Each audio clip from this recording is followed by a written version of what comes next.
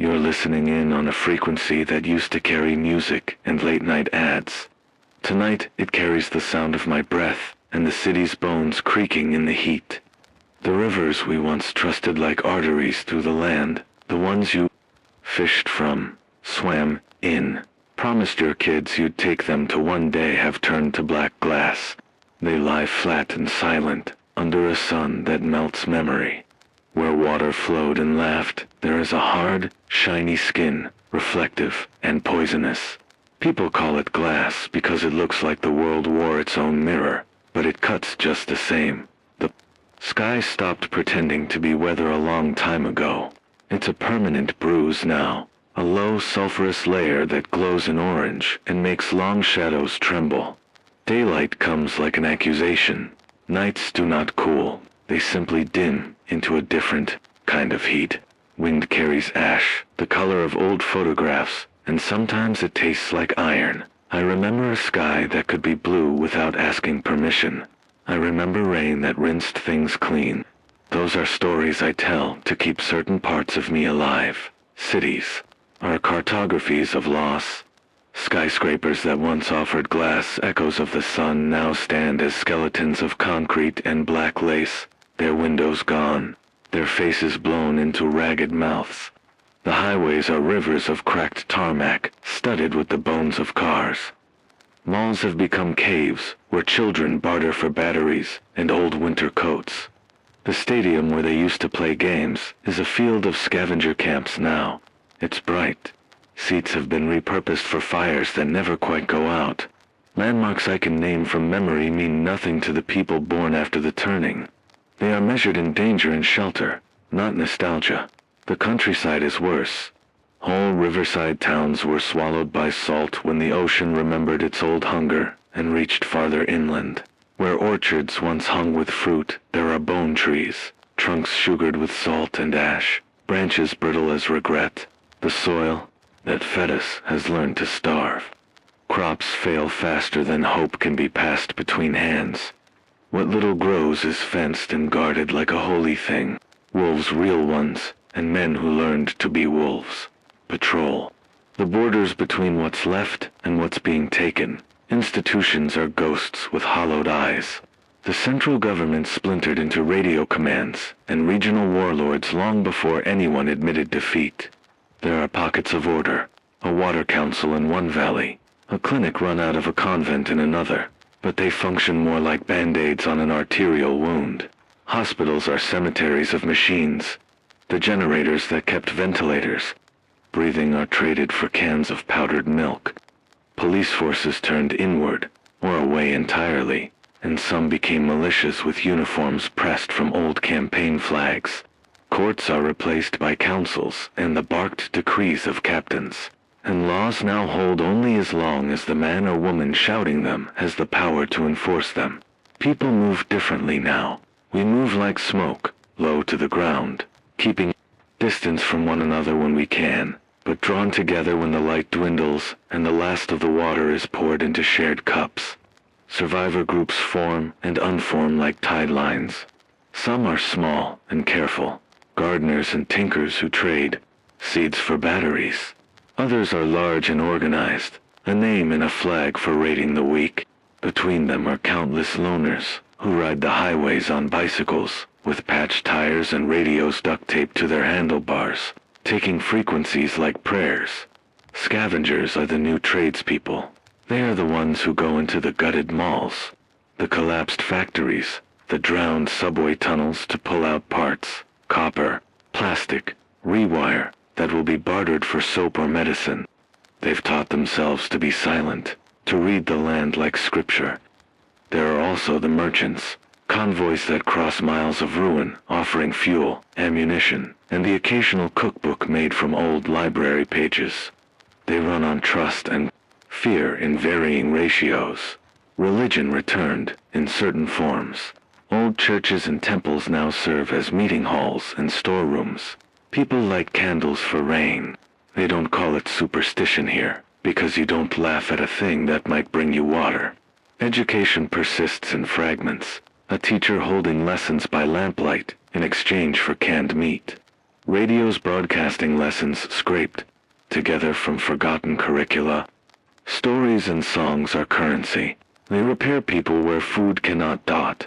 Nature itself has become an adversary and a strange ally. Wildfires taught entire regions how quickly the air can change its mind. The sea taught entire coasts it could take without asking. But seeds, stubborn, absurd things, sometimes wake in the cracks of pavement, and the roots push up prayer-thin shoots. When something green roots in unexpected places, we celebrate it like a miracle. We have to. Celebration keeps despair from calcifying into something sterile and final. There is a low, persistent anxiety that strings through everything. You can feel it in the way doors are barricaded at dusk, in how children learn to hide the sound of their footsteps, in how laughter is careful, like testing the water with a fingertip. We wait for the next disaster, the way doctors wait for a test result, certain enough to act when it comes, uncertain enough to be sleepless. Anticipation is a kind of hunger here. It keeps us ready, but it eats at us from the inside. So this is the map I read every morning when I crank the generator and bring the radio to life. Black glass where rivers once moved, sky like old metal. Cities stripped to their bones, institutions traded for makeshift governance, and people rearranged into new constellations of survival. I describe it because someone needs to keep the shape of the world in words. If you know what we are up against, maybe you will remember to keep your hands warm and your water canisters covered. Maybe you won't forget how to care. Asterisk, I used to tell jokes between songs. I don't do that anymore. Now I clear my throat, adjust the dial, and make a list of names, people I've heard from, people I haven't, a litany that keeps the world in order for one more hour. My voice is the small machine that stitches all the edges together. I am the radio, not literally. I am the man who feeds it power, words, and the last of the batteries. But on nights when the wind is sharp and the ash tastes like metal, that voice is the difference between knowing and forgetting. My name is Jonah Hale. Before the rivers turned to black, Glass Eye was a civil engineer, bridges and waterworks, mostly fingerwork with maps and tolerances, the kind of person who believed systems could be fixed if you were patient enough. That faith didn't prepare me for a sky that stopped raining, or for the ocean's slow appetite. It did teach me how things break and, more importantly, how to make them pretend to hold together long enough for people to move through them. That's what I do now. I keep things pretending. My station runs on a patchwork of scavenged tech and stubborn rituals. A pedal generator cobbled from a bike, and an alternator means I pedal for 2 hours a day to keep the transmitter warm. Solar panels 3, cracked but faithful, feed the batteries when the sun is usable. I have a makeshift still for water, a kettle and coils, and a patience that tastes like copper. The glass rivers killed most of the pumps. Their motors were swallowed by salt and the things that live in black water. Now we distill. We wait for condensation on metal trays. We harvest dew from plastic tarps at night when the sky cools by. A degree. It is slow work. It is honest work. Slow and honest is a currency here. I broadcast for the same reason I breathe. Because if no one speaks back, the world becomes a rumor you stop believing in. People tune for weather reports. What? Passes for weather now, for notices of safe routes, for lists of missing companions, for seeds traded in the valley, for the registry of the living. I post the coordinates of a working well if I find one. I send a voice to a place that might still have ears. Sometimes I read names that will never be answered. Sometimes someone calls back, and the line becomes a colony of human voices, instantaneous, and thin and worth more than any can of condensed milk. What keeps me going? There are many small things. The pedal's rhythm is one. It is a metronome that reminds me muscle and will still meet. The letters and scraps I receive are another. A child's drawing taped to the transmitter once made me laugh so hard I cried against the microphone. My laugh was raw and ragged, and when it left the radio, the world felt a little more solid. Then there are responsibilities. The water council in the valley depends on a broadcast to coordinate ration drops. The clinic in the convent uses my channel to call for donated bandages and to warn of outbreaks. My voice is a public good now. I cannot abdicate it without causing harm. That responsibility is heavier than anything I carried before, but mostly I keep going because I owe someone. I could tell you the names.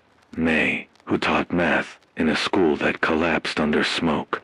Emmy, a half-brother who walked north until the map turned to rumor. I could list them, and by listing them, I keep them from dissolving into memory. There was a little girl, Anna, with a gap in her teeth, who once handed me a pebble she said looked like the moon. I have that pebble inside the case of the transmitter. I run my finger over it when no one is listening. It grounds me. Loss is an old language. I speak it fluently. The house we built 2 stories, a garden crowing with tomatoes, and another life, is a skeleton of walls and memory. My wife Mara died in a dust fever that moved through like a creditor calling debts. I held her hand and watched the city outside the windows become the city I'd described on the radio. A place of broken appointments and promises. Our son Ezra is gone too. He left months before the first salt tide reached the lower valleys, chasing a rumor of a green place beyond the ridge. I have not found him. I do not know whether he walked into a safe, singing community, or whether bandits claimed him on a road that crumbled like old bread. Some nights I replay his laugh behind my eyes until it becomes almost real. That's how absence turns religious.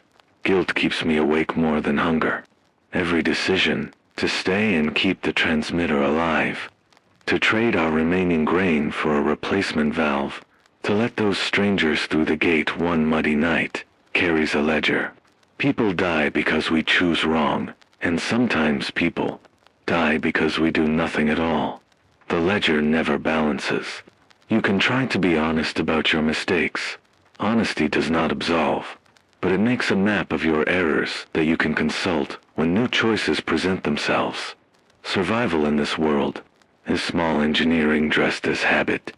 We filter water through layers, cloth, sand, then a charcoal mesh we made from burned hardwood.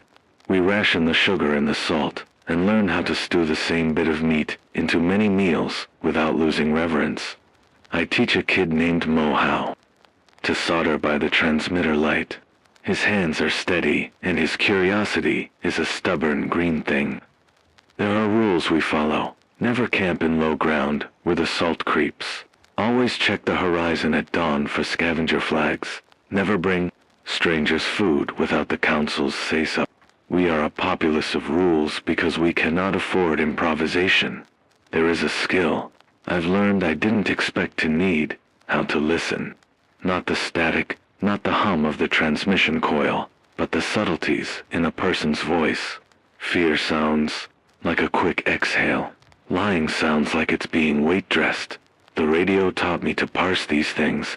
In a world of thin resources, truth is worth as much as water. If someone says a well is clean, you learn to triangulate with other voices. If someone describes a raid, you listen for the cadence that betrays panic. That way fewer people die on account of a rumor. Love the old kind changed shape rather than disappeared. It became exigency. I love the people who show up at my gate because they are family of circumstance. We forged bonds under shared smoke. When I hand out a ration, the look that comes back is a compressed story of need and gratitude, and sometimes hatred, and the exchange makes us human again. I remember the tender private domesticity of the old world, morning coffee made with such solemn ritual, and I miss it with a hunger that sometimes makes my chest feel like paper. But there are other, harder, tender things. Sewing a torn tent flap for a neighbor, sharing a bandage, teaching a child to read by the light of a candle. Those are love too, stitched in pragmatism. There are nights when despair is a tangible thing that sits on my shoulders and makes the pedal heavy. Those are the nights when the ash falls thick and I have nothing new to say into the microphone. I will sit in the dark and go through the motions, Check the tubes, clean the contacts, wind a spare coil. Mechanical repetition is a therapy I can afford. Once, when the city on the far side of the ridge went quiet for 3 days, I rode my bicycle for 40 miles to see if someone had taken them. I found only a camp of ragged survivors and a note nailed to a tree. Gone east, water there. That small human message felt like a communion. We mourned with bread and a shared can of peaches, and I came back and read their names on my broadcast, because acknowledging them was a way to keep them anchored somewhere. The wind couldn't reach. Hope is not a light that stays lit. It is a set of gestures. We plant seeds and protect them like lit candles. We teach the children arithmetic and how to thread a needle. I keep a ledger of promising rumors, a desalination rig in a coastal town that someone swore still ran, a subterranean spring found beneath a ruined gas station. I mark them, broadcast them, and then wait for the outcome. Sometimes the rumor is true. Sometimes it leads to corpses. You cannot calibrate your heart solely on rumor, but you must allow the possibility of truth to steer you. If there is a confession to be made, it is this: I am less certain of my fundamentals than I was. I no longer believe in infrastructure as eternal. I've learned that preservation is a practice. I am careful with soap. I am careful with words. The radio is not a monument. It is a tool for as long as it makes the world tolerable. When it fails, we will need other tools. I'm teaching others how to make them. When I tell you this, I'm not trying to recruit you to pity. I'm offering a ledger of small actions that add up to resistance. The world is not going to be fixed by one hero or one miraculous machine. It will be fixed or not fixed by daily stubbornness, refilling a water bladder despite fear, repairing a wire, calling the name of someone who might come back. That is my work. That is what keeps me moving my legs over the pedal, my fingers over the soldering iron, my tongue over the microphone. I am a survivor who has learned to be a broadcaster, a mechanic, a gardener, and sometimes a midwife to hope. Listen for my voice tonight. Maybe it will be a weather report. Maybe it will be a list of missing names. Maybe it will be a song I used to sing to Ezra. Whatever it is, know that it is grounded in the daily, patient work of staying human. If you are out there, wherever out there has become, and you hear me, call back. Tell me your name. Tell me one small thing that can be held. Tell me the color of the sky where you are.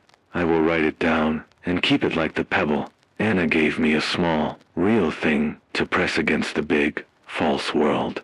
Asterisk, they tell the story 2 ways here. The story of what changed slowly, the long, patient theft of water by heat and salt and greed, and the story of the night everything moved faster. When rivers stopped being water and became something that looked like glass and killed as if with a smile. Both stories are true. Both are a map to how we got to the crisis we are in now. For me, it began as a sequence of failed expectations. Rain that once came in patient seasons failed to arrive. The snowpack that fed the great rivers never melted in measured thaw.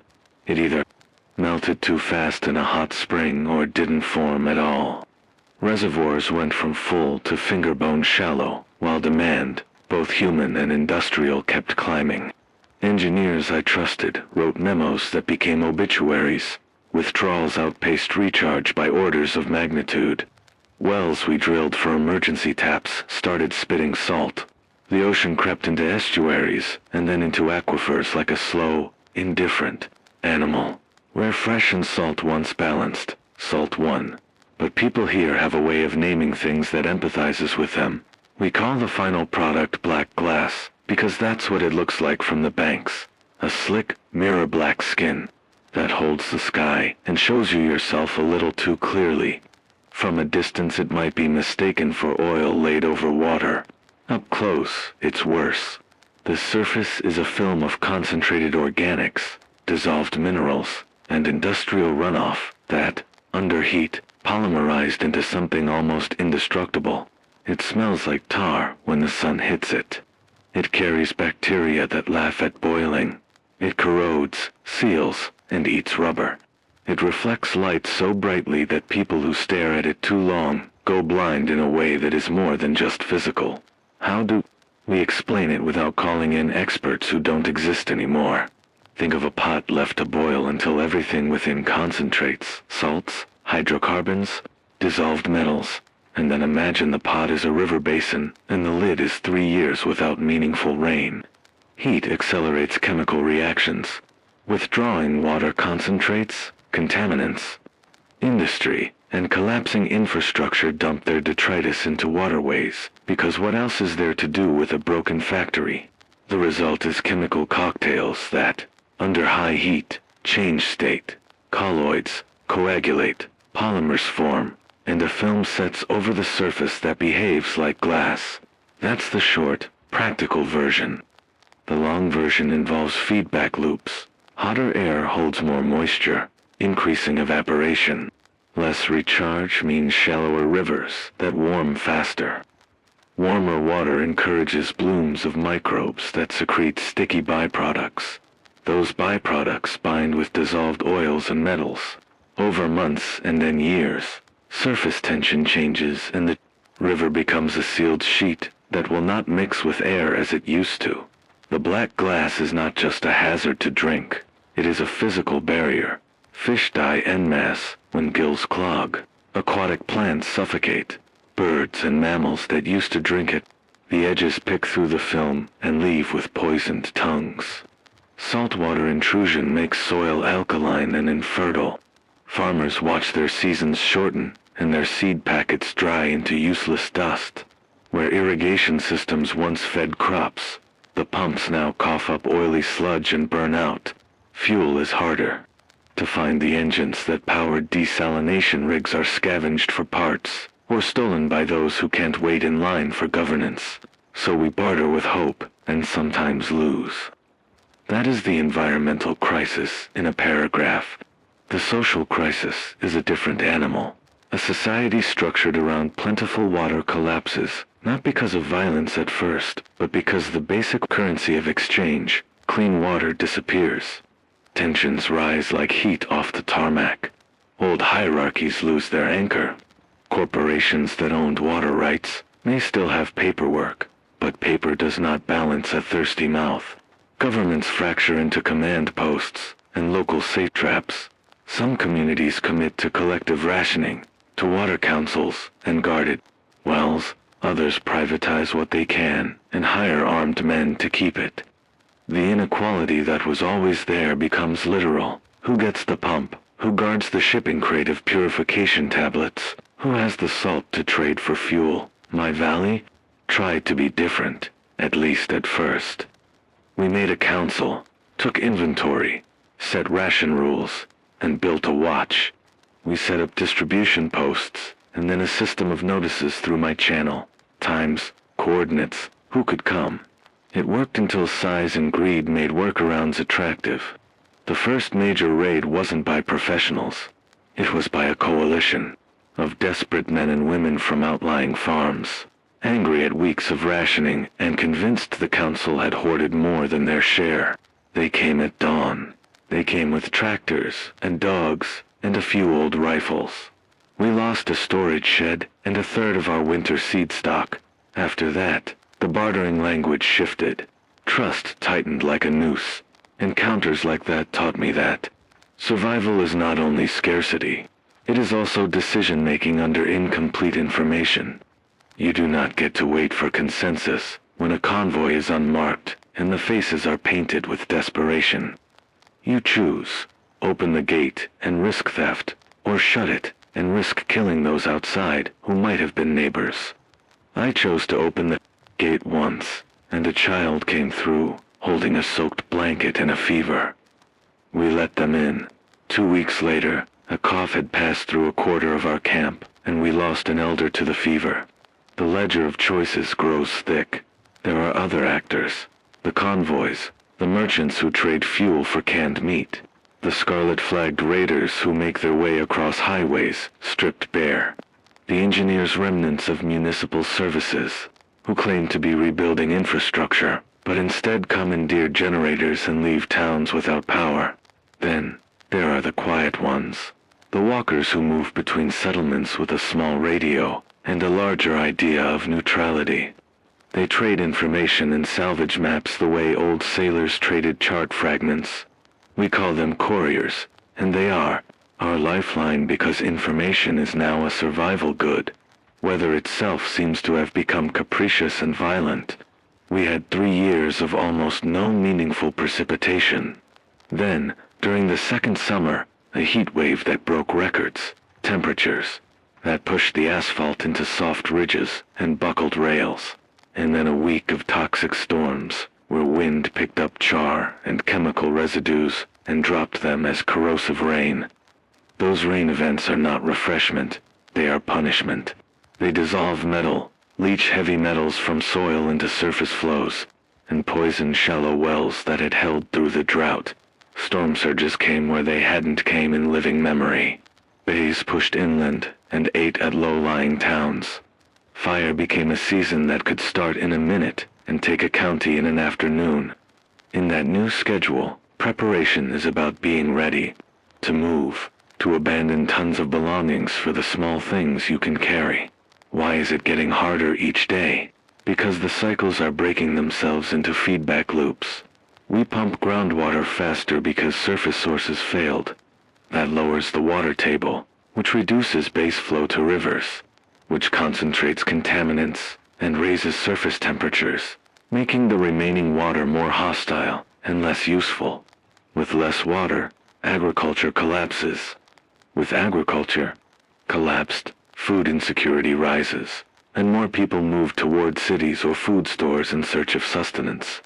Concentrations of people, in turn, become targets for raiders or for disease outbreaks because sanitation fails. Fuel becomes scarce because supply lines are broken and refineries no longer operate at scale. Each shortage exacerbates the other. This is grim, I know. But there are practical, actionable things we do and teach on the air, because despair without action is a contagious thing. Here are the survival measures that have saved lives on my route. Water first. Never assume the surface. Look safe. If you find a spring or well, look for signs. Green plant life around its edges. Insects in the morning. Animal tracks that indicate regular use. If the water smells of chemicals or has sheen, avoid it. Boiling is necessary, but not always sufficient. Some toxins and heavy metals will survive boiling. When possible, use sedimentation. Let water sit. Allow solids to settle. Then filter through cloth into another container. Then run through a charcoal filter if available. Charcoal is not the same as ash. It needs to be made from hardwood burned. Without oxygen, activated charcoal is better, but absent that, a simple charcoal layer in a filter will reduce odor and some organic compounds. Distillation, collecting condensate from boiled water, removes salts and many contaminants, though not volatile organics. A basic solar still can be made from a pit, a plastic sheet, and a container. It's slow, but it produces drinkable water without fuel. Collect dew with tarps at night and early morning. When the air cools a fraction, moisture condenses, and you can scrape it into vessels. Dash test simply. Salt can be tasted at low concentrations. If water leaves a mineral ring when you boil a small amount, or it makes a film on a spoon, it is likely high in dissolved solids. Never feed such water to children or elders without distillation. For chemical contamination, smell and irritation are warning signs. If your throat stings or your skin burns, don't use it. Rations in rotation. Keep small, frequent rations rather than infrequent feasts. Rotate stored food to avoid spoilage. Learn to preserve by drying and smoking. Salt is useful for preservation, but is itself scarce. Share preservation knowledge in community workshops, pumps and engines. Treat motors like sacred things. Keep spare seals, filters, and belts. Don't leave fuel exposed. Siphoning and theft happen fast. When you can't power a pump, manual and low-tech methods, bucket brigades. Gravity feeds will work if you plan the infrastructure. Watch and guard in shifts. Keep rotating night watches so fatigue doesn't make people slow. Use quiet signals rather than loud horns that attract attention. When dealing with convoys, establish an exchange point away from the central camp to reduce risk. Information hygiene. Verify rumors via triangulation. If 3 independent couriers mention a working desalination rig at coordinates X, the probability it exists is higher. If only one person claims it, ask for proof. My radio is a verification node. I ask callers to describe landmarks or serial numbers when reporting equipment, and I ask couriers to leave physical tokens when possible. Health triage. Isolate fevers fast. Build quarantine tents away from common areas. Boil and change water. Sources, if an outbreak starts. Teach basic wound dressing and hygiene. Soap is priceless. If antibiotics are scarce, reserve them for life-threatening infections, and never for trivial complaints. Keep records of treatments and symptoms to detect patterns. These measures are not complete cures. They're ways to reduce the probability of catastrophe. They buy time. Time allows seeds to sprout, allow councils to form alliances, allow engineers to jury-rig a pump. We live on bought time more often than we want to admit. There are stories now about a desalination rig that was reactivated in a coastal compound 500 miles east. People whisper of a university lab that adapted reverses membranes to a hand-powered rig. I mark these rumors in my ledger and broadcast them because rumor is a signal too. Sometimes a rumor points the hungry toward real water. But rumors are also traps set by raiders who lure convoys to ambush them. That's why verification and cautious action are essential. On the air, I describe coordinates and give warnings. Tonight, I will tell you about a convoy I met 3 weeks ago on Route 7. They had a blue cloth banner and a generator strapped to a trailer.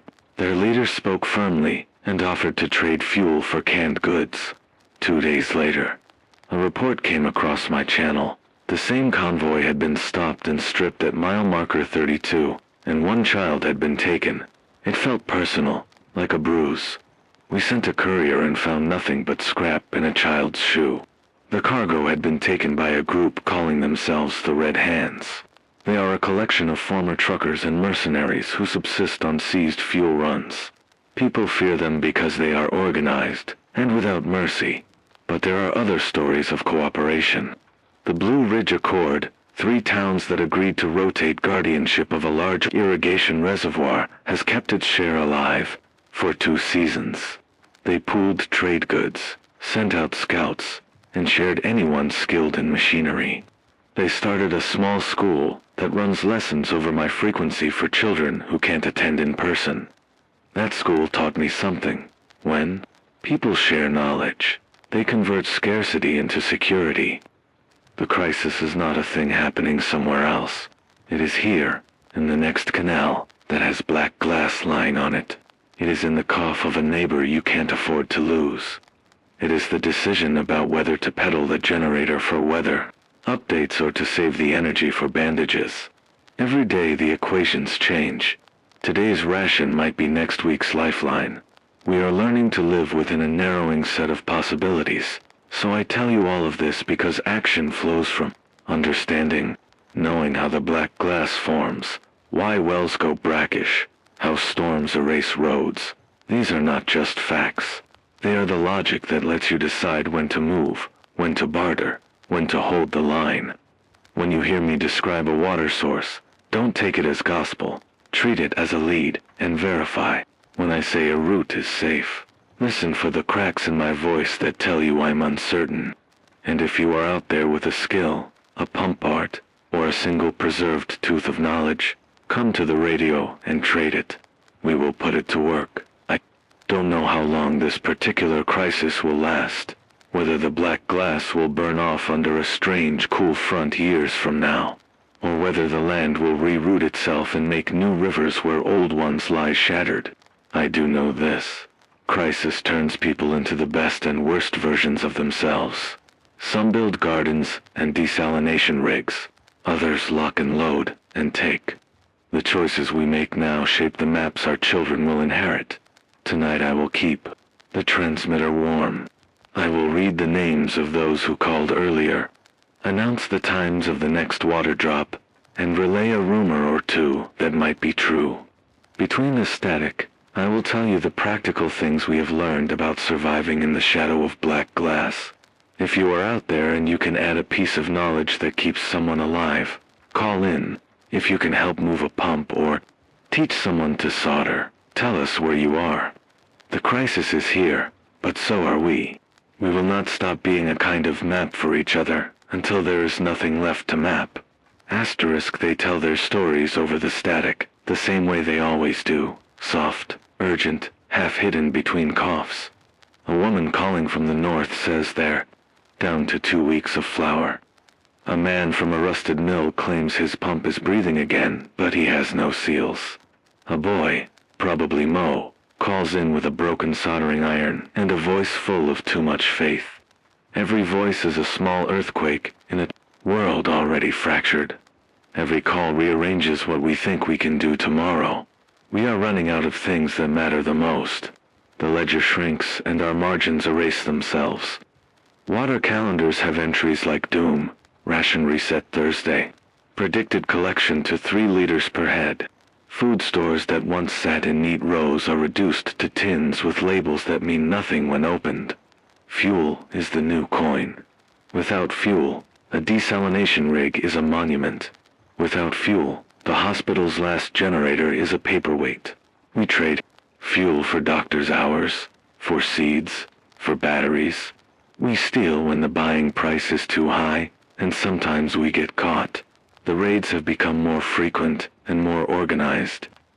At first they were ragged, desperate farmers with pitchforks and grief, but now there are groups who move like military units, who line up in columns and hit supply depots with precision.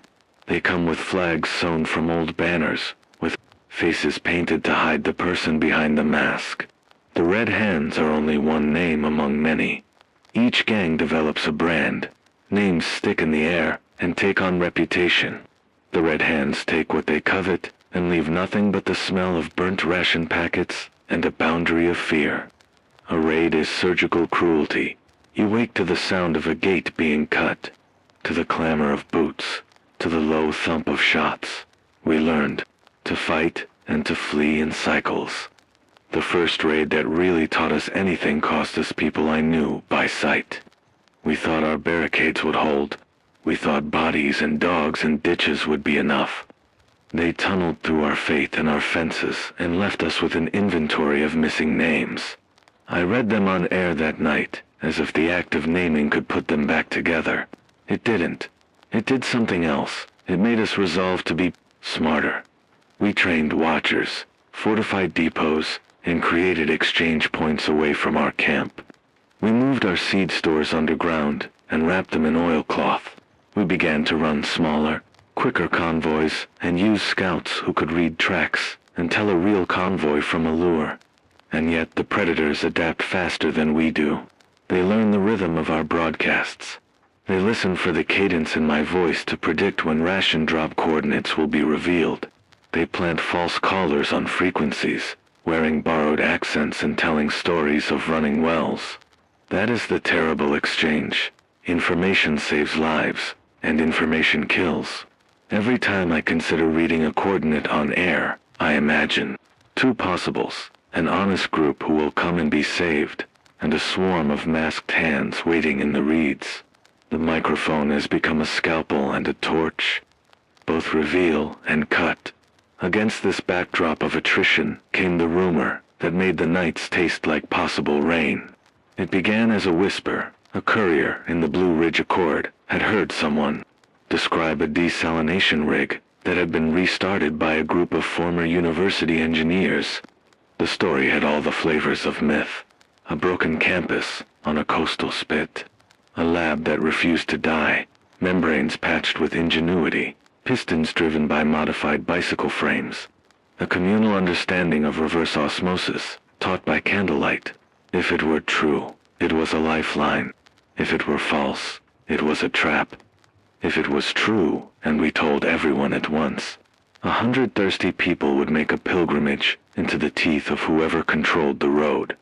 I kept the rumor in my ledger like a hot coal, turning it with a stick and worrying the edges. For 3 days I solicited verification on the channel. A student recollected a professor's name and an old parking lot marker. A courier corroborated that a convoy had been seen bearing university insignia 300 miles east. Someone else sent a crude sketch of a machine that sounded like a hand-cranked Dessel unit. The triangulation was thin enough to tempt, not enough to trust. Mo came to the transmitter the night I first sat with that rumor and taught me something about hope. He'd been fiddling with a diode, and his hands smelled of solder and baked bread. He said, "If it's true, Jonah, we can learn. We can stop running." He said it like it was the simplest math. More water equals less migration, equals fewer raids, equals more time. I wanted to believe him so badly that I almost lost the skill of skepticism. Hope has a way of blurring the edge between what you want and what is. Trust, in this era, is a contract you sign with your life. When I look at people, I see their economies, how much information they carry, how many favors they owe, how many nights they can stay awake. Some are flush with knowledge and poor in kindness. Some are rich in empathy and have no spares for rations. The Blue Ridge Accord, for its part, has been a good neighbor for as long as I can remember. The Accord pooled resources, and when they said a piece of equipment worked, it generally did. But the Accord also had enemies. A road convoy had been taken last winter, and a pair of port towns they'd trusted had gone silent. I worry that any large resource will attract those who do not believe in fairness. The inner argument that climbed and sat on my chest was not only about broadcasts. It was personal. I thought of Ezra. I thought of him because the rumor included a scrap of detail that made my hands go cold. A child, traveling with a caravan east, had left a drawing pinned to a post by mile marker 14. The drawing was a sun, half covered in dots, and the child had written something that looked like a name. The Blue Ridge Courier described it as if it were a talisman. I cycled possibilities until exhaustion. What if Ezra, who used to draw suns everywhere, had been near that convoy? What if that child was him? I replayed his laugh like a broken loop. The thought of him alive and within reach made the logic of caution feel like a luxury I could not afford. We started to receive new pressure. The Red Hands were active again along Route 7. Way stations we had relied on were ransacked, and a string of small towns that had shared fuel transfers with us had gone dark. A caravan called the Saltbird requested passage through our area with a list of needed parts, bearings, belts, a solar cell. They were legitimate seeming. Their manifest matched something I'd seen before, and the courier who brought the request had once saved a child from a salted well. But there were holes. Their leader, a woman with rust-streaked hair, calling herself Mara, not my Mara, different name, kept her face shadowed. She offered seeds and a map snippet in exchange. Her generosity was neat and too easy. I convened a council meeting. People lit candles in a ring and sat close to conserve heat.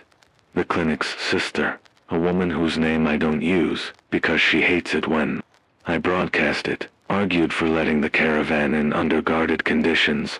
She said their parts could fix the convent's pump. The watch captain, a wiry man named Yalin, argued to hold, citing the Red Hands expansion. He worried that the Saltbird could be a scout unit. There were outbursts, tearful pleas, and the soft, steady voice of reason. Mo suggested we send a small party to verify. The word small is important. You never send all your scouts at once. We picked 3, myself, Mo, and a woman named Eliza, who can read city ruins the way others read weather. Setting out is an operation that eats resources. We had to choose what to bring and what to leave. A half-full jerry can is a decision. We took the pedal generator's spare belt, a roll of oilcloth, 2 ration packs, a bandage kit, and a radio, with a short-range transmitter. We rode at dawn when the heat's teeth were blunted, and the horizon was a promise instead of a threat. The road smelled like old coal, and the air carried the thin sting of metal. Eliza kept her eyes scanning, fingers twitching toward her knife. Mo pedaled like he had something to prove. We found signs quickly enough, tracks that weren't ours. A discarded water skin with a university insignia stamped faintly on the fabric. A child's drawing stuck into a fence post with the same half-sun motif. The drawing was sloppy, but the hand was young. I recognized the curve of the letters and the name scrawled at the bottom. My throat closed. It might have been Ezra. It might have been any kid who liked suns. We took a photograph with an old plate camera Eliza carried and sent it back on an encrypted frequency. A trick taught to me by the couriers to see if any listener recognized the name. That night the air tasted wilder. We slept with the radio between us like an animal. Mo dreamt of distilled water. Eliza dreamed of engines.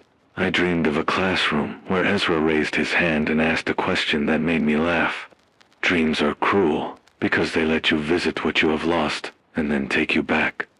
When we returned, the camp had been visited. A small shed where we kept spare belts had been pried open and rifled. Not everything was taken. They left a coil of copper and one of our old hymnals. But they took food and a spare filter plate. Someone had left a mark scratched into the shed's door, a hand with a line through it. The Red Hands, or someone who wanted us to think the Red Hands, had been here. Trust retreated a little further from our door. The test photograph I'd sent came back with mixed answers. Someone in an Eastern convoy said the drawing matched a child they'd seen on a road near the coastal spit. Another caller said the name on the drawing belonged to a child in a refugee camp 200 miles south. The ledger of evidence multiplied and contradicted itself. My desperation had slid into a mechanical ledger. Cross-reference, annotate, broadcast verified facts, avoid fiction. I read the confirmed parts on air and kept the rest off the microphone. Meanwhile, the scarcity calculus tightened. Fuel had to be conserved for the clinic's late-night surgeries, and every convoy we equipped meant less fuel for the guard rotations. A farmer named Dario, a man who had once given me a handful of dry beans when I zipped through his county, asked me on the air whether we should take the rumors seriously and organize a mass migration. His voice was dry with wantonness. If we left in force and the Dessel rig was a hoax, we would be walking into attrition. If we stayed and the rig was real, we might have condemned people to death by delay. I told him the only honest thing I could. We will only move when we can verify. I will not send us into a line of teeth on a rumor, saying it felt like an abdication and a prayer at once. Then a stranger came to the gate. He was thin, his clothes layered and practical, and he carried a scrap of metal with an insignia I had seen in the sketch, a stylized wave and a cog. He said he was a mechanic from the university. He said his convoy had been scattered. He said he carried parts and a note from someone named Calder, a professor I'd broadcast years ago for water methods. He asked to use our generator to repair a pump and rest his people. His hands were clean of blood. His eyes were old in a way that suggested wear rather than cruelty. We let him in under watch. He worked on the pump in the afternoon with methodical patience and told stories of machine labs and late nights and students who refused to sleep until a membrane was fixed. He called us names of tools we'd forgotten and passed on a small brass fitting to Mo as if it were a blessing. He left in the dusk with a promise to return with more parts and a whisper. If Calder's rig stands, it's small, but it's honest. His voice held a note of exhaustion. I recognized the fatigue of someone who has seen brilliance and brokenness balanced on the same table. That night, before the raid alarms woke me, and before the watch found tracks, I thought of the tent where Ezra must sleep, if he sleeps at all. I thought of the pebble Anna had given me, and pressed it in my palm. I kept the pebble warm like a secret. I wanted to act quickly. I also knew better than to act recklessly. There were people I was responsible for, a council to answer to, a clinic to protect, a child named Mo to teach. The math of survival is rarely heroic. It is arithmetic you learn on the fly. The rising action is not a single event. It is a pileup. It is the way small disasters stack until you can't breathe. Around them, the raids get closer.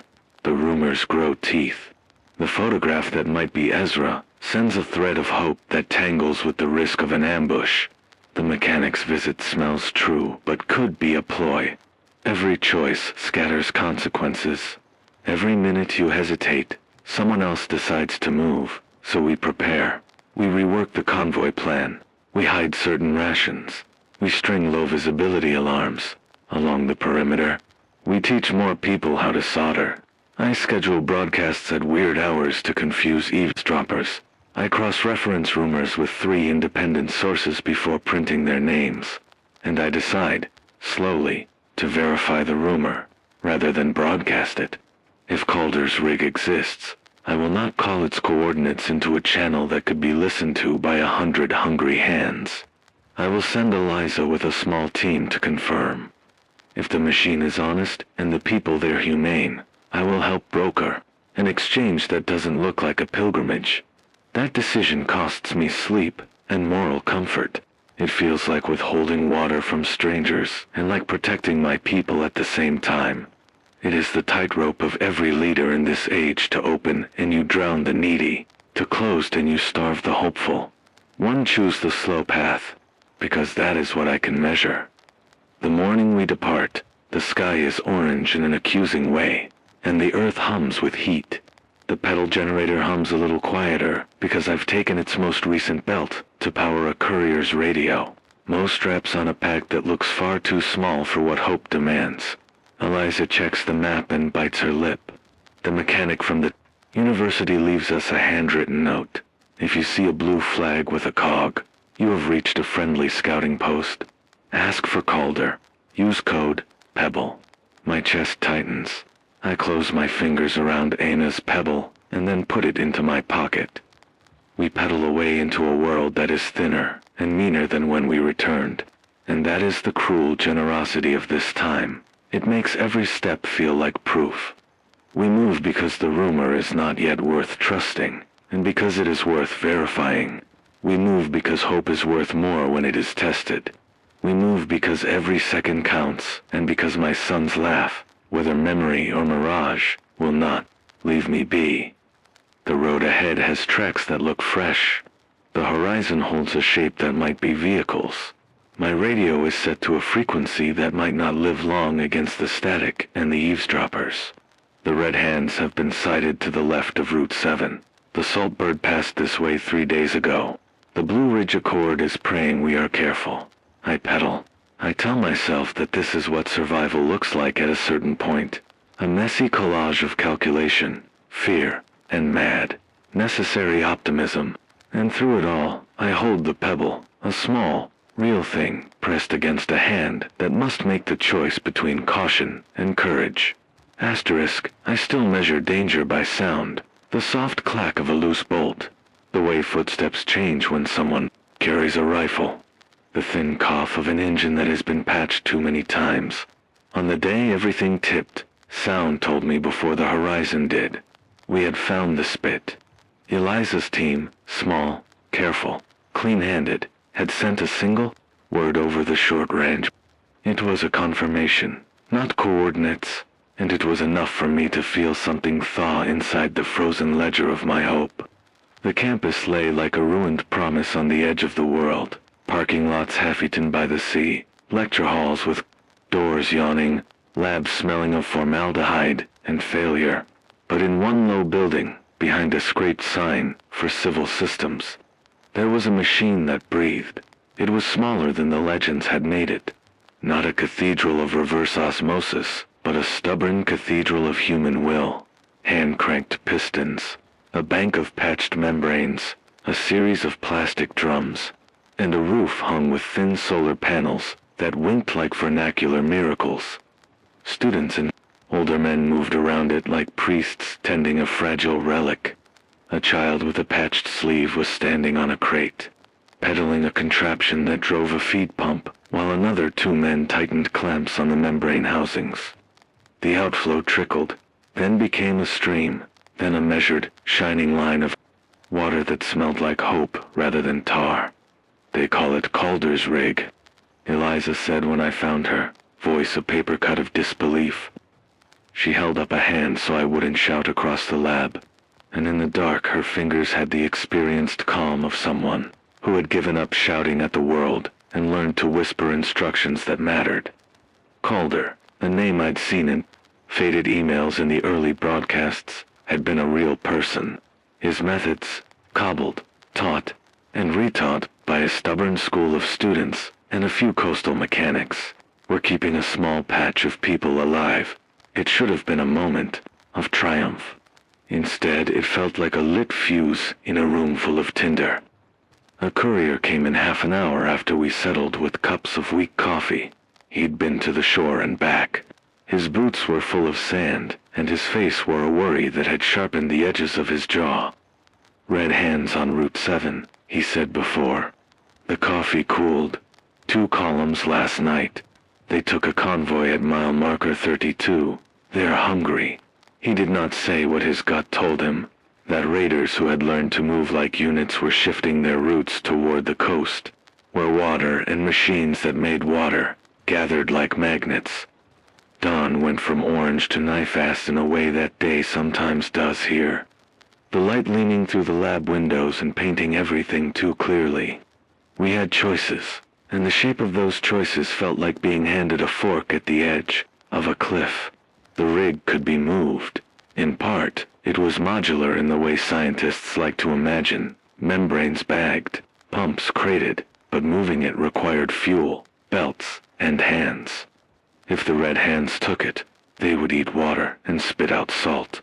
If we stayed and defended, we might lose lives we couldn't afford, or the incoming storm, a low, metallic line on the horizon the scouts were calling a black front, might carry corrosive rain that would finish the membranes in an hour.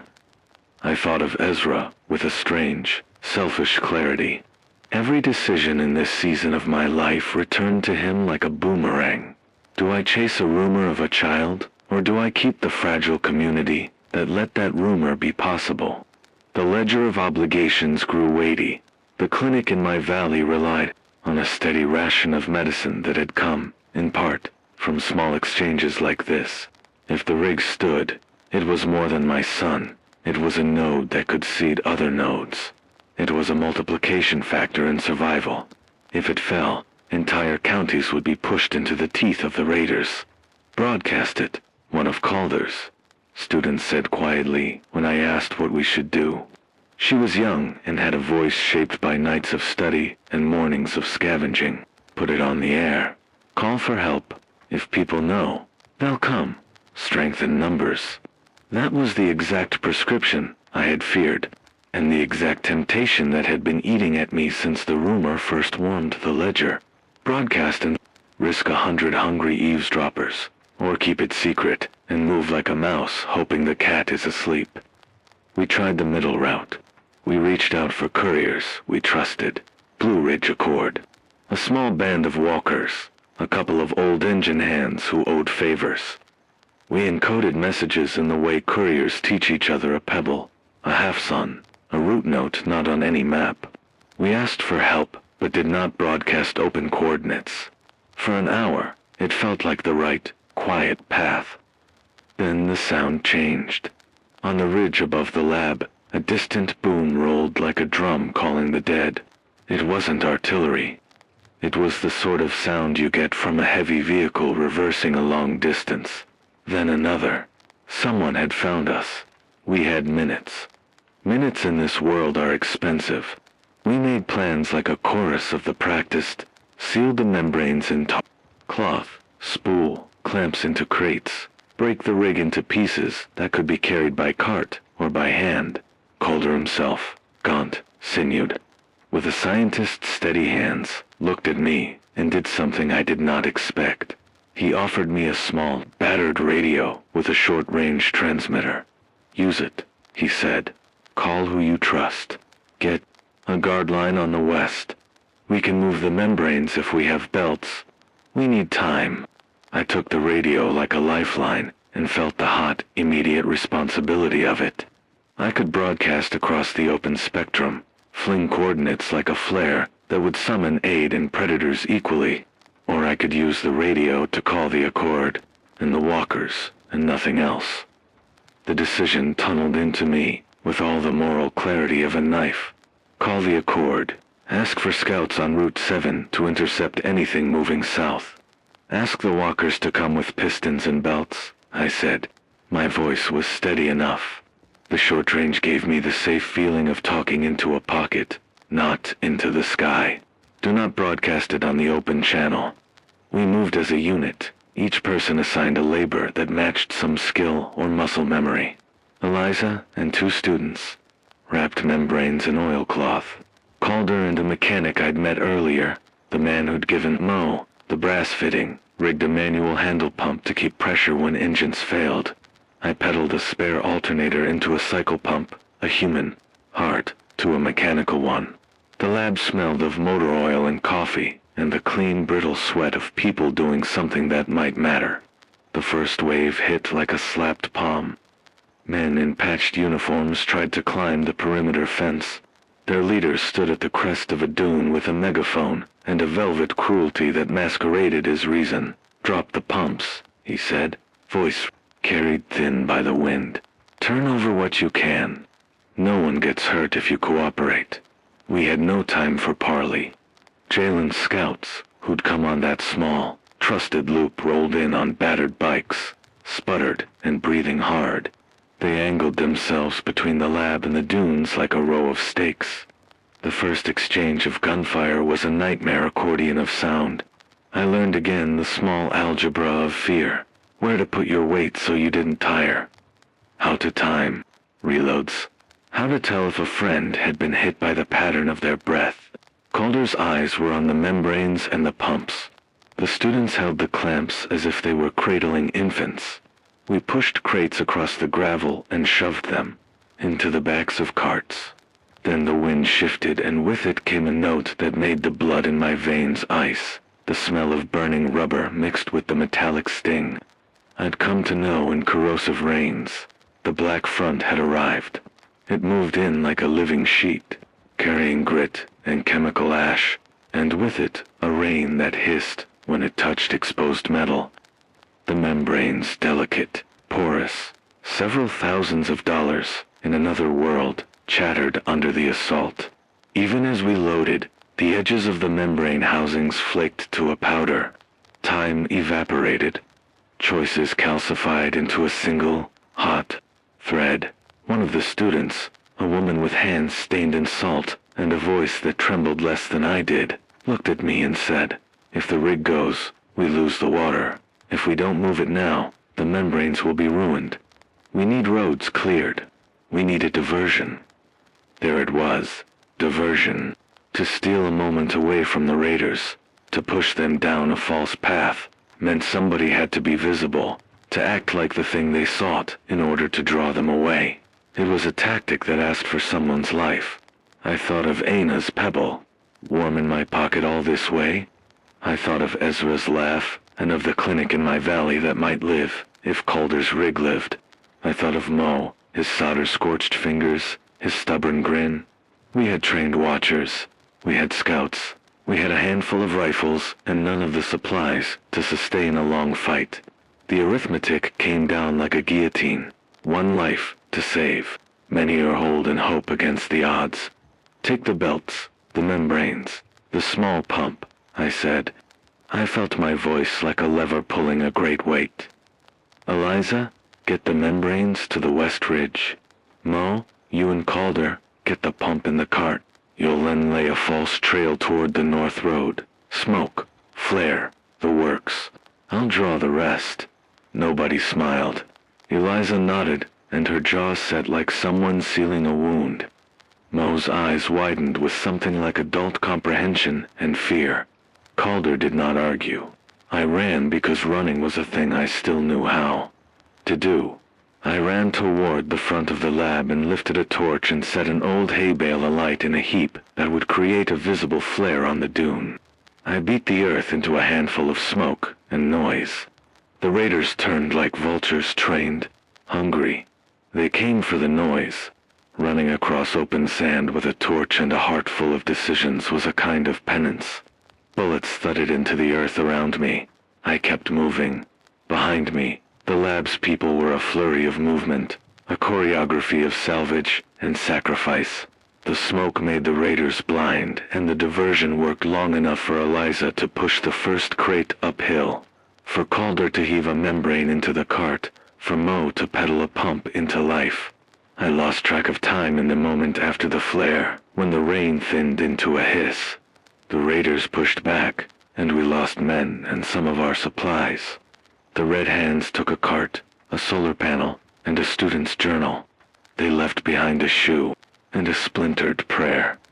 But they did not take the membranes. They did not take the pump. By the pure arithmetic of the day, those things were a win. When the last cart rolled away in a ragged procession, when the lab's people had been moved to a prearranged hollow behind a ridge, when Eliza and Calder and Mo and the courier had bent over the hand pump and made it sing with human muscle, I found myself alone on the dune, the torch gone to a wet smolder in my palm. My chest ached and my ears were full of static and the low, exhausted laugh of people who had almost lost everything. I did not save everyone. We lost a brace of young people who had fixed solar cells and 2 of Jalen's watchers. We left behind a small shrine of tools scattered where the raiders had rifled through them, but we saved the heart of the rig, the membranes, the pump, and the people who now knew how to run it by hand. We had converted a rumor into a fragile, beating reality. On the way back, when the carts creaked and the rain softened to a mournful hiss, I held Enna's pebble and felt its smoothness and let the shape of it remind me that hope was not a destination, but a position. I thought of the ledger and all, the entries that would have to be updated, the names of the lost, the transfer of the rig, the councils to be convened. I thought of Ezra and whether his half-son might be a thing that could be matched to this patch of coast, or whether it would remain a ghost in my pockets. I spoke into Calder's short-range radio as we crested the last dune, and my voice was raw in a way that only comes after a fight. I called the Accord and the walkers and the small, trusted circuits. I thanked who I could and asked for watch rotations and belts and someone to teach the clinic the membrane maintenance. I did not broadcast coordinates. There are other kinds of truth. Protecting those truths felt like a duty. The storm carved a new map into the sand that night. The rain ate at the edges of our camp, and the membranes trembled under tarpaulins. We set watches and rotated them with ritual care. We fixed what we could and swore quietly to repair what remained. I sat up most of the night and counted breaths and thought about what we had spent to gain what we had. I also thought about what we had gained, a machine that would make water if we kept it. People who had learned to work it by hand, a lesson burned into the bones of the community, that sometimes you must trade safety for sacrifice if the harvest is to be saved. When the sun finally found us through a thinning sky, it was a softer light than before. The rig spat a slow, steady drip into a bucket, and the first taste of its water, cold, slightly metallic, impossibly real, traveled from one mouth to another like a benediction. People drank, and I watched them, and I thought of all the nights, all the radios, all the small things that had stitched this together. The ledger would be updated, the losses tallied, the names spoken.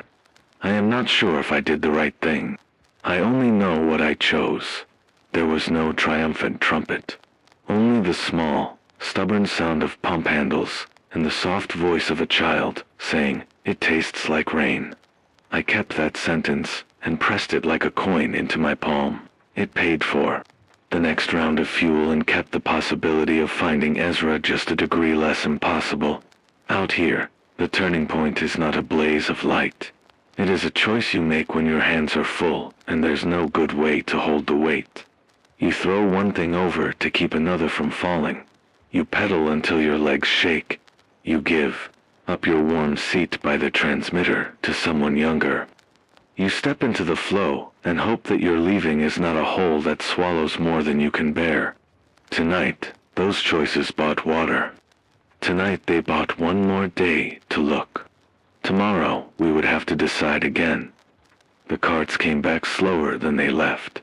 Wheels chewed the road into new ruts, and where men had run with torches, they now walked with canteens and careful faces. The cost of what we'd done sat on us like a new kind of weather, not wind or ash, but ledgerweights, names, missing tools, splinters of grief. We had bought the rig with bodies and time. That is the cruel arithmetic of salvage. We had one, water and lost hands. You learned to hold both facts at once. The first practical outcome was immediate and small. Water, not a flood, not a river returned, but a measured, honest flow into waiting drums. Calder's membranes, wrapped in oilcloth and bruised by rain, spit a stream into our buckets that first morning, and someone, a child, maybe whispered, "It tastes like rain." The sentence ricocheted through camp, and people stopped, in whatever they were doing, to watch the buckets fill. We rationed that first water like a sacrament. 2 cups for a child, 1 for an elder, a careful communal calculation that felt like prayer. The rig's success changed the calculus of survival in precise ways. The clinic could plan another week of dressing changes and 1 more surgery. The water council in the valley could reduce its emergency output and stop siphoning from dangerous wells. The school could promise a wash of hands for the kids. We scheduled maintenance workshops and set a guard rotation specifically for the lab. The Blue Ridge Accord sent a pair of engineers and a crate of belts. We traded a week's worth of concentrated soup for a set of new clamps. The barter was ugly and necessary. It reminded us that kindness in this era is often a negotiated exchange. But the victory was narrow and brittle. The membranes produce fresh water and a leftover brine. That is the mere problem of the black glass. You desalinate and you concentrate the problem somewhere else. Calder and the students were aware of this. They had ideas about dispersal and dilution, about using tidal flows at certain hours to disperse brine without poisoning the same, low-lying marshes we relied on for hunt and seed. We jury-rigged bass traps and slow-release channels to dilute the concentrate into larger bodies far from our gardens. It was, at best, triage. Environmental solutions require more than goodwill and patched membranes. They require systems, time, and scale we don't have. Still, the fact we were thinking past immediate thirst felt like a kind of moral progress. The social consequences were more complicated. Word travels faster than intended. That was the lesson we paid for in singles and names. The Red Hands had lost the morning's raid to our diversion, but they had left us a message. A line of corpses and burned ration tins meant to warn others away. That particular brutality got us more watchers and more weapons from allies who had traded for protection in the past. It also moved some neutral convoys to reroute, which tightened supply lines and left towns further inland, a week behind in medicine. Every gain tugged at another sore in the region's patchwork of need. Within our camp, the truth of what we'd done settled into ordinary governance. The council convened thin candlelight and thicker arguments to allocate hours of rig operation, to decide who learned maintenance first, to set rules for outside requests. We made a hard rule: no open broadcasts of exact coordinates. The lesson from the raid had been anatomical. Information, when flung wide, is as likely to invite tooth as aid. From then on, I used coded messages and trusted couriers. My role, which began as a voice on the air, mutated into a node of verification. People looked at me differently, not only as a broadcaster, but as a steward who could triangulate the truth from rumor. I am different now, too. The man who once believed in systems with a kind of naive patience. The engineer who thought repair was a matter of tolerance and torque has learned a harder calculus. I still believe in maps and in making things hold, but I also understand the moral geometry of a choice. You protect some and risk others. You speak and invite both help and harm. That knowledge sits in my gut like a stone I carry for ballast. It weighs, but it steadies. Guilt is the companion that does not leave when victories are won. I think of the students we lost, some to bullets and others to exposure in the night, when the convoy that might have taken them away never came. I think of Jalen's watchers, who will not walk another perimeter. I replay decisions that morning, the flare, the diversion, the moment I chose the membranes over a full-scale defense, and I still hear the echo of every footstep that didn't return. That chorus of absence forces me to be exacting in repairs, in training, in rehearsing watch rotations, until muscle remembers what mind fears. There were changes in how people moved, and how they trusted. The Blue Ridge Accord extended an offer of guarded trade, a rotation of escorts to bring belts and filters, if we agreed to teach 2 technicians from other towns the maintenance routines. We accepted with the cautious joy of those who know the price of generosity. The Accord's offer meant knowledge would propagate. It meant we were choosing, intentionally, to seed practices rather than hoard them. That felt like a moral reparation for some of the harder choices we'd made. Nature did not reset in the way we had hoped. The black glass still lay in quiet, stretches, shimmering and deadly, and salt we had pushed inland in earlier years continued to make some soils bitter and unused. Yet there were small, stubborn green things, sprigs of grass pushing through the edge of an irrigation ditch, a stand of reeds that seemed to have adjusted to brackish water, a small rooftop garden coaxing tomatoes from saved seed. The rigs. Presence created microecologies. Runoff channels diluted the brine, enough in certain pockets to allow small plots of salt-tolerant crops. It was not recovery, it was adaptation. The land learned to be new, and we learned to plant within that newness. On a quieter moral note, the camp took to ritual in a way I did not predict. We started a short ceremony at dusk, 3 minutes, of silence, not for those we lost but for the work we promised to keep doing. It is practical liturgy. Names read aloud, a list of needed parts, a reminder of watch times. Ritual stitches nerves and decisions together. Children learned the liturgy and practiced it with an earnestness that made the grown-ups' eyes wet. Mo read the names the night we restarted the pump. His voice was steady and small, and in it I heard the sound of something being passed on. My private changes are quieter. I am more patient and less trusting. I vet more, question more, and ask for 2 corroborations where once I asked for 1. I teach now as much as I broadcast. I have scheduled lessons on rudimentary membrane maintenance, rudimentary electronics, and how to read tracks and smoke signals. People come for soldering lessons and leave with the ability to repair a belt. We are exchanging knowledge like a currency that never runs out. And Ezra, he remains heartbreak and possibilities stitched together. The photograph of the half-sun still sits in my kit, and I still check the list of names that comes across the network. There are times I catch myself mapping probability, like a dry engineer. 3 sightings east, 1 south, 2 inconclusive. Do we send couriers, or wait? I've learned to split actions. Send a small, quiet party to verify. Don't broadcast a coordinate until it's confirmed. It feels less heroic and more like the steady work of keeping people alive long enough to make better choices.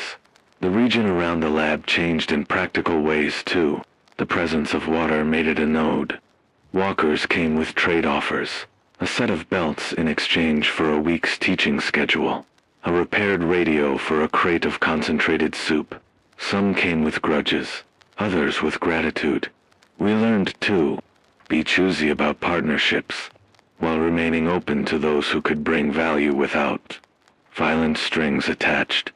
There was a price to the choices we made that no ledger could fully capture.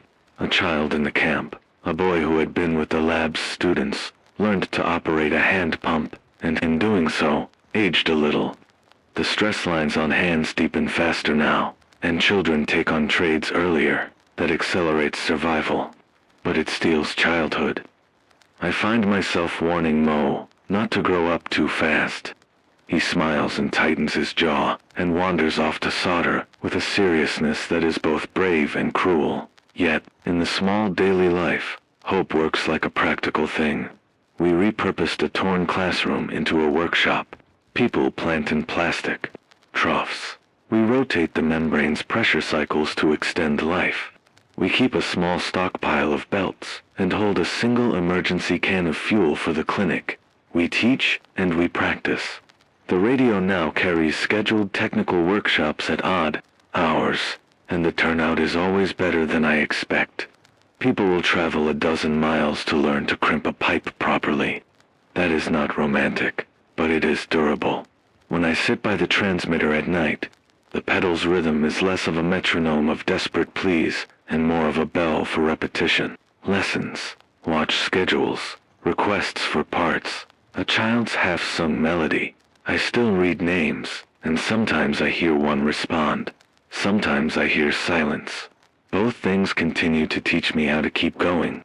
The Pebblena gave me lives in my pocket, and in my palm like a small talisman against the calculus of sorrow. I press it when I need to remember that hope is not a tidal wave. It is a pebble, small, dense, useful when you need to skip a stone across impossible distance. The world is not healed. The black glass is still where it was. The storms still come with corrosive edges. But for the first time in months, there is a place in our map where water flows on purpose and not by accident. That matters immensely and practically. It buys us time to teach, to trade, to spread skills. It gives the clinic enough certainty to try a difficult procedure.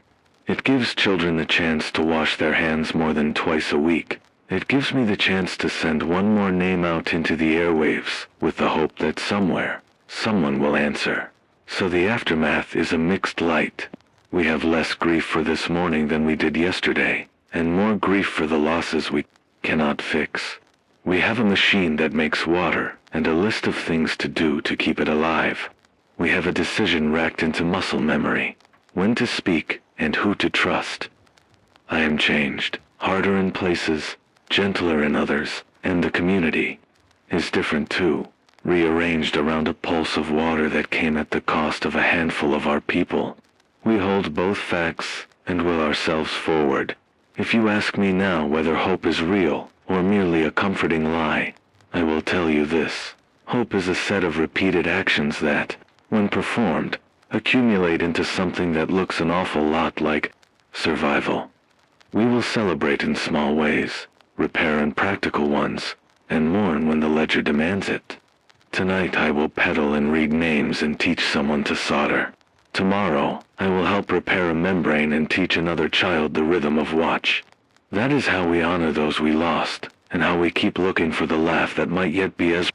We do not expect miracles, only the stubborn work of making life possible, one small, ordinary choice at a time. Asterisk, you're listening to The Wire because you know the world can unfold in a single BROADCAST, or in the silence between. To breathes.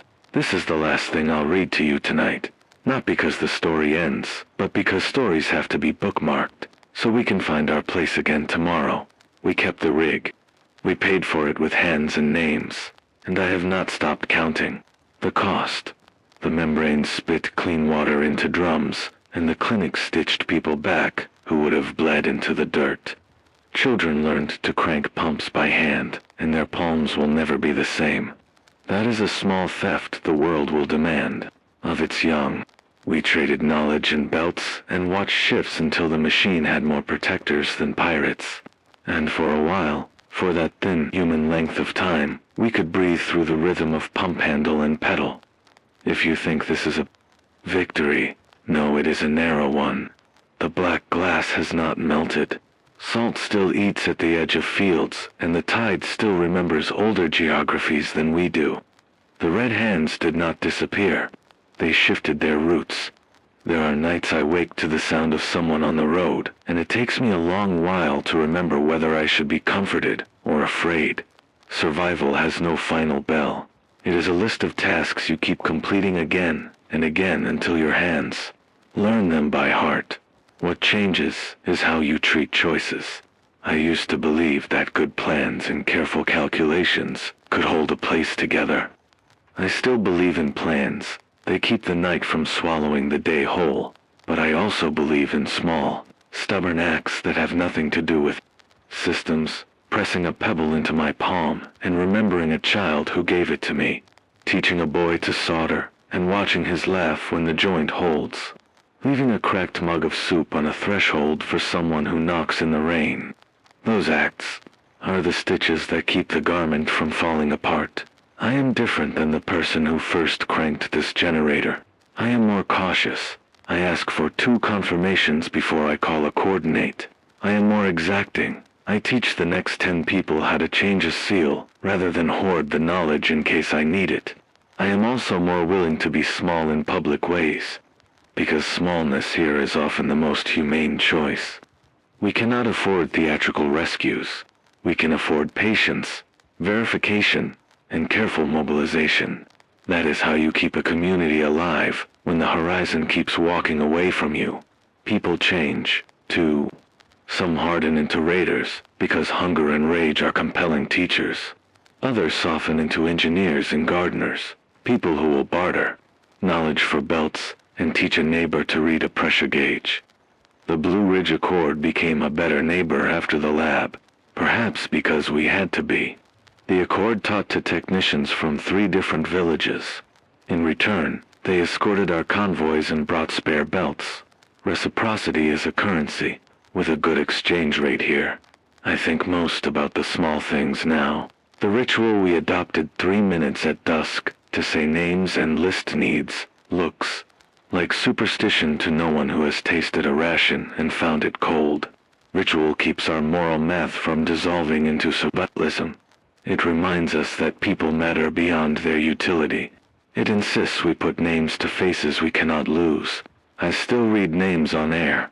Sometimes the voice I hear is a reply. Sometimes there is only silence. Both teach me to keep doing the next small thing. Ezra is still out there in the geometry of guesswork and hope. I have a photograph I carry, a half-sun drawn on a scrap, and I still add every report that might match his handwriting to a list. I will not stop until I have better evidence one way or another. That does not mean I will chase every rumor. It means I will verify. I will send couriers. I will use the networks we have rebuilt to triangulate truth from the many lies that the hungry tell themselves to sleep. The search for him is part of the ledger I keep, a personal entry nested inside the public records of lives and resources. There is humility in what we have learned. You cannot fix a continent with a wrench or a broadcast. You can make a place where water happens again, and from that place, you can teach, you can trade, you can keep a child from dying of a fever. That is not nothing. It is the kind of victory that tastes of tin cups and tired hands, and the first shy smile that returns to a neighbor's face. So here is what I want you to hear, clear as a bell across whatever distance separates us. Do what you can that helps others survive without making them your burden. Teach a skill, fix a belt, share a ration when it costs you less than it costs someone else. Verify a rumor before you lead 100 people into its teeth.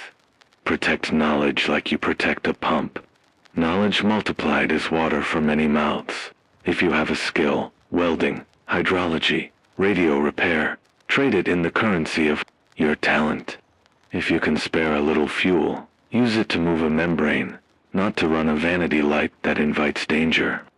And when you have nothing to offer but time, come to the radio and tell us the color of the sky where you are. Tell us one small fact, a child's name, the brand on a water container, the sound a pump makes when it's dying. Those small things become part of the map. They are not miracles, but they help us decide who to send, where to build, and which rumor to trust. I will keep this frequency warm tonight, and as long as I can. The pedal will creak, and my legs will ache, and I will count names, and read needs. I will teach more people to solder. I will hide coordinates from hungry ears, and send couriers instead. I will keep Ana's pebble in my palm, and remember that hope is heavy, and small, and practical. If you are listening, and you can help, call in. If you are alone, and you hear my voice, say your name. Tell me the color of the sky where you are.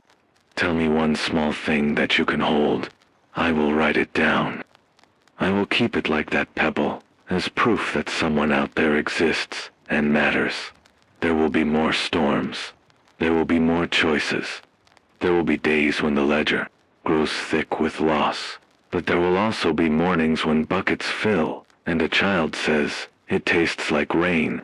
And for one quiet instant, the world remembers how to be ordinary. Hold on to those mornings. Stay alive.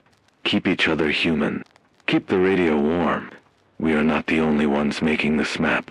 But tonight, I will hold my corner of it steady for you.